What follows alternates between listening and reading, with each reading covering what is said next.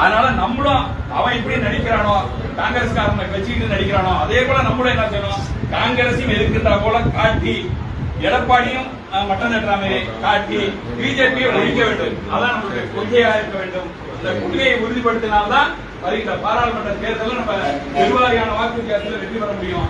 இது நமக்கு காங்கிரஸ் அங்க தண்ணி திறந்து விடுது, அதை தடுக்கிறாங்கிறதெல்லாம் இரண்டாவது பட்சம். ஆனால் நாம் முழுமையாக எதிர்க்க வேண்டும்.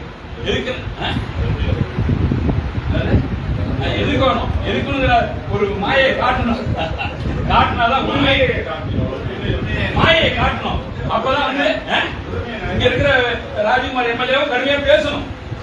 பேசினாதான் சரி, இங்க இருக்கிற தமிழர் எல்லாம் ஒன்னா இருக்கான், காங்கிரஸ்காரனா இருந்தாலும் ஒன்னா இருக்கான், எல்லாம் ஒன்னாதான் இருக்கான், தலைவரோட நிக்கிறான், எதுக்கு இருந்தாலும் போராடுவாங்க காங்கிரஸ்காரங்க அப்படிங்கிற உணர்வு மக்கள் இடத்துல வரணும். அந்த உணர்வு வரணும்னா ராஜ்குமார் கடுமையா பேசணும் அந்த கூட்டத்துல. ஏன்னா இங்க இருக்கிற தமிழ் உணர்வோடு இருக்கான், அங்க எப்படி கர்நாடக உணர்வோடு இருக்கான்னா இங்க உள்ள தமிழெல்லாம் தமிழ் உணர்வோடு இருக்காங்கிறத காட்டணும். அதுதான் இந்த ஆர்ப்பாட்டத்தோட முக்கிய நோக்கமாக இருக்கணும்.